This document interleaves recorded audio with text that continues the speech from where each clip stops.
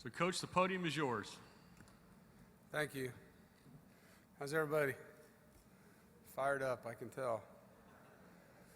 Well, first, I just want to say how blessed I am to be here and thankful to have these two young men with me, Jack Tocho and Matt Days, who have been at NC State the entire time I have, and have watched them come up as players and develop not just athletically, but to do the things that they're doing as men, and to see Jack graduate in 3 years already, and Matt will be done at the end of this fall with his degree.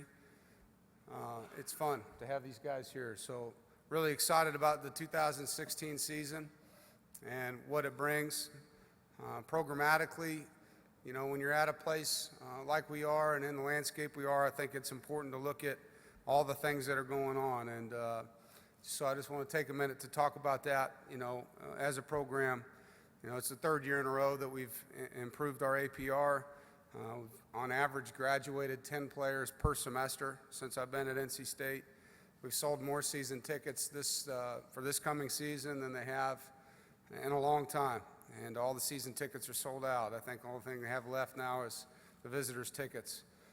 The opening of the new Close King indoor football facility has had a huge impact, not just in our player development and our ability to be efficient and utilize a building like that, but in recruiting and in our summer camps. Just finished redoing our locker room, which is unbelievable, and thank the Wolfpack Club for their help with all of those projects. Our leadership, and I know these guys will probably speak on that, it's at an all-time high, and have had a lot of fun dealing with our leadership council. We meet every Wednesday in the off season talking about different topics as a team and as a leadership council. The second year in a row, our football teams won our Community Service Award at the university for all the student athletes. And Pete Rowley on my staff helps us with that. From a recruiting standpoint, when I got to NC State, we were around 50% being North Carolina kids on the roster, and we're almost to 70% now. Right behind that, Georgia and Florida. If you look at our roster, you're going to see those three states dominate. And that's what's going on the outside. On the inside, we're a team that has a great schedule in front of us. There's 6 preseason teams in the top 25 in the ACC. We're the only team that plays all 6. And, we have a stretch where we play Notre Dame, Clemson, and Louisville in a row, which is going to be a great challenge and a great opportunity. Our football team has a lot of guys that have played with meaningful playing time. We still are, with that being said, a young football team. There's only 10 seniors on the roster. After this season, we'll go from 10 seniors. The following 4 classes will have 19, 20, and 22 seniors. And so this is kind of the last year. I guess last year we had 12 seniors. This year we have 10. After that, you'll see, an older football team.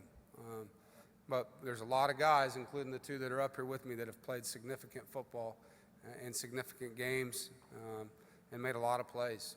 And so we're going to count on all those youthful moments, all the different experiences they've had as players and as leaders now to help us with the schedule that we have and with our goals. And as always, our goals are to be the best football team we can be.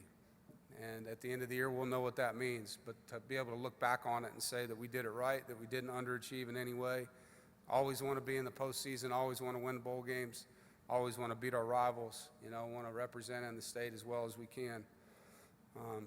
We do have some new things going on systematically on offense, and I know that'll be asked.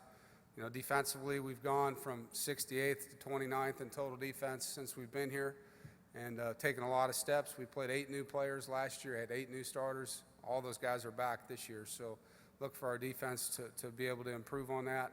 Offensively, we've taken care of the football, and that's probably the best thing that any football team can say, is that they take care of the ball and not hurt their defense. We've done that, and I think the up-tempo style that we're going to play with is going to help our offensive line. Our goal is to score as many points as we possibly can and to get the ball in the hands of our playmakers, and that's the goal of our offense.